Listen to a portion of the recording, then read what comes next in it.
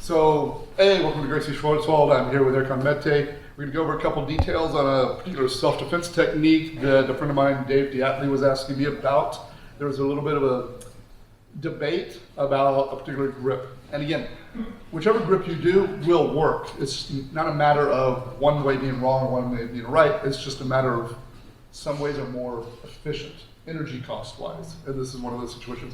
And the technique is when somebody grabs with two hands on one arm. Okay. Now, however somebody grabs you will dictate kind of what the threats are. When you grab me like this, are you really focused on trying to punch me necessarily? No. What are you probably going to be trying to do? I want to pull you. Yes. Okay. So I got to focus more on dealing with the pull, right? And also, I can use this hand, right? When you grab with one, what do I have to do? I have to cover to make sure that I'm not getting hit. If you grab with two, this hand can be more involved. And since you're using two hands, I'll use two hands. But first, I can't do anything if when he's pulling me around and I'm off balance, there's no way I escape. I'm always getting our base and balance first. So when he pulls, I want to keep my elbow possibly close to my body. I make a fist. This tenses up my arm, also protects my fingers. And I don't, your instinct when he pulls is to do what? Is to stick my butt back. And now he pulls, my shoulders come in front of my toes, and I'm going to fall. So what I want to do is actually engage my hips. So he pulls, I've got a better base. Now, very important, the arm is forward, he's grabbing, that leg is forward. So if I'm like this and he pulls, I want to switch my base. Now, if he's so strong, I feel like I start losing my balance, I will shuffle my front leg forward a little bit and catch my base. So I'm not walking with dude. Like, I'm not going easy, but I don't want to resist so hard that I lose my balance. And again, I don't want to stick my butt back and try to resist. So we go here, he pulls. He pulls really hard, take a slight step, I get my base. Now the grip. The debate was, do I grip like this and pull like this? Because the escape route is where? Your thumbs. Right? If I just pull straight back, I'm never getting out of this. Okay. If I just try to hit you, that's not very effective, and what's going to happen? You're just going to like with one hand hit me back. So we escape the hold. So I absolutely can come through, grab like this, drive my elbow up, and escape. It is effective. But see how little motion my arm has? I don't get a lot of force generated. And this is my bicep. So if you're very strong, and maybe I'm a little kid, I'm not going to be able to do that. Also, to an extent, see how limited my motion is? You could potentially even follow me up to here. Now I know I'm supposed to be driving my elbow forward, but still, I'm here. So if you hold my arm down, if I pull and it's my bicep versus your bicep, maybe I get it. Okay. But if I use my back muscle, so here instead I'm going to come over, invert my hand, and grab my here.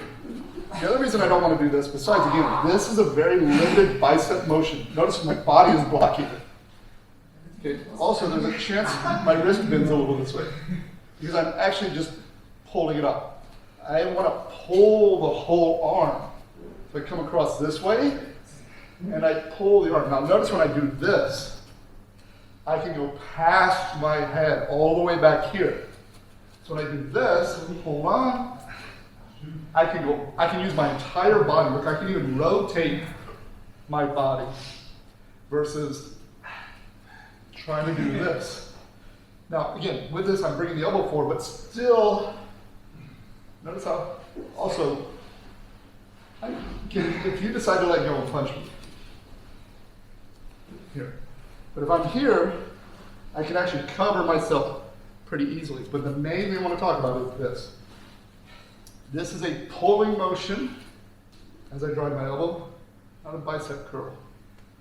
So I come here, I grab, I drive my elbow forward, but look, I pull my hand all the way past. I'm able to not only use my back muscles, I'm able to rotate my whole body. And here, so let's go from this side. He grabs, he pulls, and here. I'm not trying to just do this. I'm coming, hold on. Like I'm not using any power. Follow my arm this time. You can't. Come here. Get a bear hug on me. Get a bear hug on me. Okay. So, a couple of details. I'm not doing the bicep curl like I am this way. My wrist is not bending. When I come here, it looks like I might be bending my wrist, but I'm more pulling my arm than I am pulling my hand to me. And I'm using my whole back here and here. So it's just my opinion about why I don't really want to use this grip. I want to use this grip. It gives me far greater range of motion, and I use much bigger muscle groups. And hopefully that'll help out. Hey, just to add to this, Erkan had a little quick question. When you hold like this, your question was, I'm sorry, when I hold like this, he said, yeah, can he pull like that?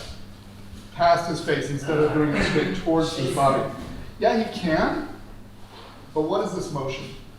It's a bicep. It's a bicep curl, so without that, go ahead and do the motion, bicep curl. So if you're holding this hand, sorry, got this hand so you're holding this bicep curl. Turn your body, bicep curl. Now, pull your arm. This is a much stronger motion. Hold on tight. Watch what happens to your whole body. Yeah. Versus Yeah, you're right. here. Okay, so a little bit more detail on that. Great question. And again, will all the other ways work? 95% of the time, sure. But we want to cover, imagine that you're, 100-pound woman, and some big guy grabs. Those differences in using greater muscles, using that lack of pull, and then getting the greater range of motion will make the difference.